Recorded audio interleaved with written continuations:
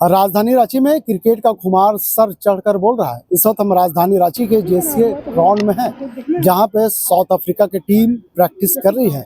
दोनों टीम के खिलाड़ी इस बार मैदान में पसीना बहाते हुए नजर आ रहे हैं, क्योंकि साउथ अफ्रीका और इंडिया के बीच जो मैच होना है रांची के जेसीए ग्राउंड में काफ़ी लंबे अंतराल के बाद इंटरनेशनल मैच यहाँ के दर्शकों को देखने को मिलेगा। टिकटों की बात की जाए तो टिकट की बिक्री लगभग पूरी हो चुकी है। पहले हम तस्वीर आपको दिखाते हैं। तस्वीर देखिए किस तरह से यहाँ पे तमाम दर्शक दीर्घा है, जहाँ पे खेल प्रेमी बैठ करके इसी चेयर पे क्रिकेट का मजा कर लेंगे। अगर हम स्टेडियम की बात करें तो लगभग 40,000 दर्शक इस स्टेडियम में बैठ करके क्रिकेट का मजा ले सकते हैं। और ऐसे में एक और हम चीज दिखाते हैं, दोनों टीम के जो प्लेयर्स है, यही दोनों जो साइड है, इसी पे इंडियन और साउथ अफ्रीका की टीम यहाँ पे बैठने वाली है। ये MS धोनी पवेलियन है, और उधर की बात करें तो उधर अमिताभ चौधरी पवेलियन है। देखिए यहाँ पे साउथ अफ्रीका की टीम पूरी तरह से तैयार है कल के मैच में उतरने के लिए। तमाम लोग यहाँ पे नेट प्रैक्टिस करते हुए नजर आ रहे हैं। इंडिया की बात करें तो इंडिया की टीम ने सुबह ही नेट प्रैक्टिस कर करके शाम को लगभग 4:30 बजे होटल रेडिसन ब्लू वापस चली गई। लेकिन साउथ अफ्रीका की टीम 5:30 बजे के बाद यहाँ पे नेट प्रैक्टिस किया है। और नेट प्रैक्टिस करने के बाद हम वो तस्वीरें आपको दिखा रहे कि देखिए किस तरह से यहाँ पे क्रिकेट का जो जोश है, जो जुनून है, यहाँ पे देखने को मिल रहा है। लोग भी आए हैं, कम संख्या में लोग हैं, क्योंकि सभी लोग एंट्री नहीं कर सकते हैं। जो सदस्य के जो लोग परिवार है, वही इस मैच को थोड़ा सा खिलाड़ियों को एक झलक पाने के लिए यहाँ पे बेताब नजर आ रहा है। लेकिन जिस तरह से एक इतिहास रहा है इस ग्राउंड का, जो पिक्चर रहा है अब तक इस ग्राउंड में, अगर भारत यहाँ पे क्रिकेट खेलने के लिए उतरी है तो भारत ने इस ग्राउंड में जीत हासिल किया है अभी तक। लेकिन साउथ अफ्रीका की टीम भी काफ़ी मजबूत स्थिति में है, और जिस तरह से वो फ़ायदा उठाना चाहती है, क्योंकि भारत अभी टेस्ट मैच में भारत को सफलता नहीं मिली, इसका वो फ़ायदा उठाना चाहती है। और इसी के दम पे साउथ अफ्रीका के जो कोच है एसवेल प्रिंस ने वो कहा है कि इस बार साउथ अफ्रीका की टीम पूरी तरह से तैयार है दो हाथ करने के लिए मैदान में।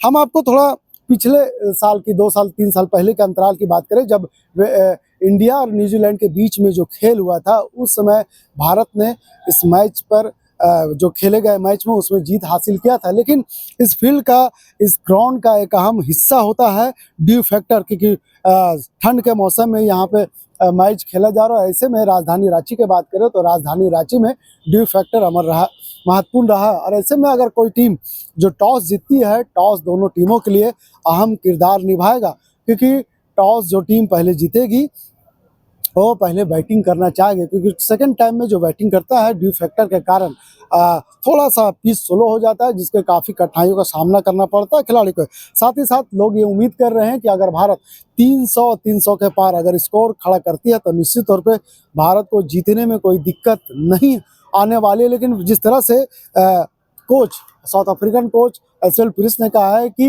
होम ग्राउंड के साथ साथ यहाँ पे महेंद्र सिंह धोनी का अपना वजूद भी रहा, अपना ग्राउंड भी रहा, तो ऐसे में तमाम चीज़ों को मद्देनजर रखते हुए साउथ अफ्रीका सभी चीज़ों पर नज़र रख रही है। और ऐसे में कह सकते हैं कि कल जब मैदान में यहाँ पे 1 बजे टॉस होगा और 1:30 बजे के बाद दोनों टीम यहाँ पे खेलने के लिए उतरेगी, तो निश्चित तौर पे ये उम्मीद किया जा सकता है कि दोनों टीमों के लिए कल का दिन काफ़ी बड़ा होने जा रहा है, क्योंकि 3 ODI में पहला ODI रांची के जेसीए स्टेडियम में खेले जाना।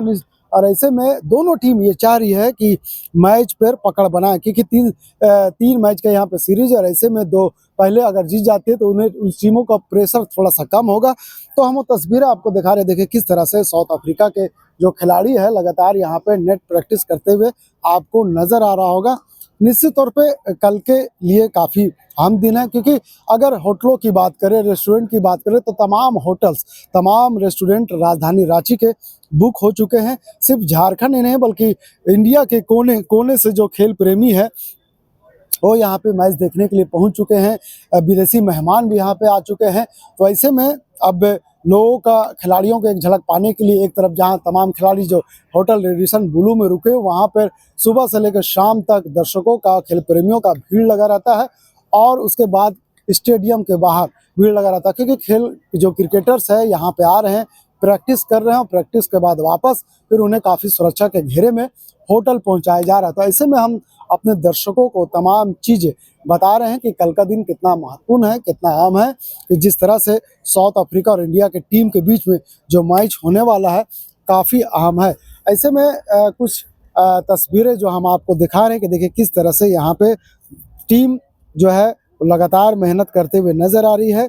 और अगर हम बात करें तो जिस तरह से इंडिया की टीम ने पहले ही प्रैक्टिस कर करके वो चली गई है और 1 बजे इंडिया के टीम की तरफ से भी यहाँ पे प्रेस कॉन्फ्रेंस किया गया था, तो निश्चित तौर पे हम कह सकते हैं कि रांची में भारत और साउथ अफ्रीका के बीच कल मैच होना है। शहर की हवा में अब क्रिकेट का स्वाद कुछ ज़्यादा ही मीठा घुल गया है, जहाँ एक तरफ स्टेडियम के बाहर कई तरह की खेल सामग्री का बिक्री जोरों पर है, वहीं दूसरी तरफ फैंस सोशल मीडिया पर अपनी जो उत्सुकता है को मीठे जज्बात के साथ शेयर भी करते हुए नजर आ रहे हैं। तो फैंस के धड़कनें भी तेज हो चुकी है, उम्मीदें ऊंची हैं और शहर की फिजा में सिर्फ एक ही बात तैर रही है, क्रिकेट का काउंटडाउन शुरू हो गया है। अब बचे सिर्फ 2 मीठे पल, जब बल्ला बोलेगा और पूरा स्टेडियम गूंज उठेगा। तो यहाँ पे अगर दर्शक दीर्घा की बात करें तो 40,000 की यहाँ पे कैपेसिटी है, जो खेल प्रेमी को बैठने का 40,000 दर्शक यहाँ पे बैठ करके मज़ा ले सकते हैं। टिकटों की बिक्री लगभग पूरी हो चुकी है, बस इंतज़ार किया जा रहा है कि कल जब दिन को 12:30 बजे से यहाँ पे स्टेडियम के लिए जब दरवाज़ा खोल दिया जाएगा, जब गेट खोल दिए जाएंगे और 12:30 बजे से जब तमाम क्रिकेट प्रेमी अंदर घुसते नजर आएंगे, तो हम अपने दर्शकों के लिए एक मैसेज दे देते, जानकारी दे दे कि 12:30 से 3:30 बजे तक यहाँ पे जो गेट है दर्शकों के लिए खोल दिया जाएगा, 3:30 के बाद बंद कर दिया जाएगा। तो चलिए हम आपको भी सुना देते हैं कि प्रैक्टिस के बाद जो साउथ अफ्रीका टीम के जो कोच है एसवेल प्रिंस क्या कुछ कहते हुए नजर आ रहे हैं, सुनिए।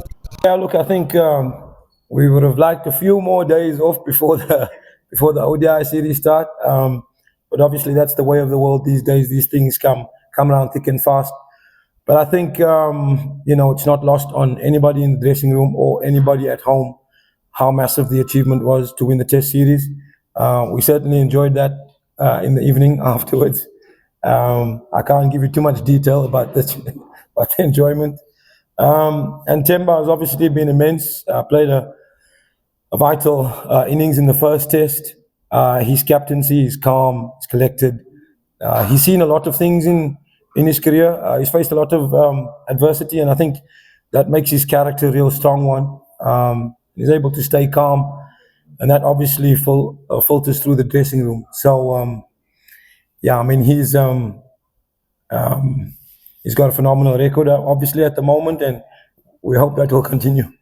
Right, we're going to start taking the last couple of questions. In fact, I wanted to say that it is hometown of MS Dhoni, Captain Cool, and he is right now here in Ranchi. He's guiding his Indian team. What do you expect that he will be guiding Indian team for this pitch and the ground, if you have seen the ground and pitch of JCA? And what is his most challenge, bowling or batting for South Africa? Well, I think MS Dhoni's experience is vast, not only at his home ground, but around the world. But also in the dressing room, the 2 names that was mentioned before, coming back into the squad, Kohli and Rohit, as well as the coach has got lots of experience, and other players in your squad, there's lots of experience. So I'm expecting them to understand the conditions better than us. But like I say, for us, I mean, our focus really is to try and adapt as quickly as possible. So assessing what the pitch is like and adapting to that as quickly as possible.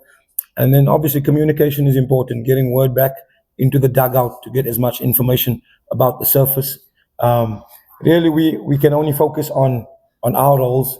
As far as India is concerned, lots of experience in their dressing room, but sometimes the most important thing for us is to focus on us. right, last few questions. A word on Mark Williams, absence of Raviso, how he lifted his game.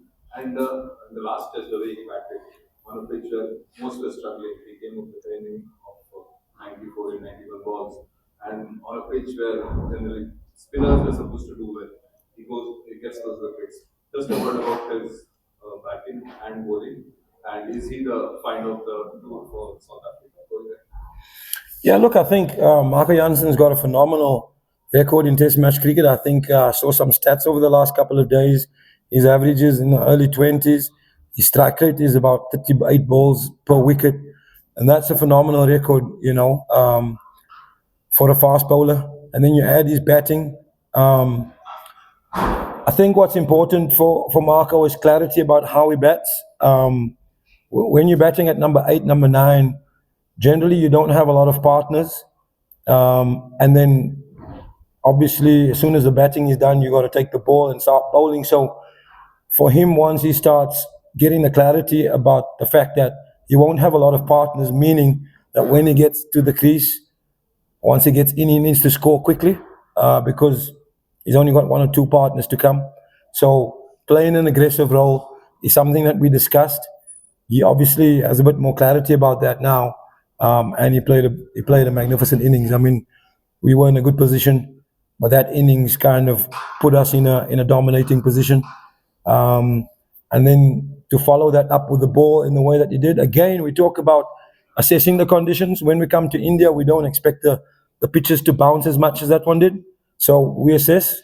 There's communication between our batters and our bowlers, and our batters' feedback was that the bounce is quite steep. Maybe we should look to use the bouncer more than what we anticipated.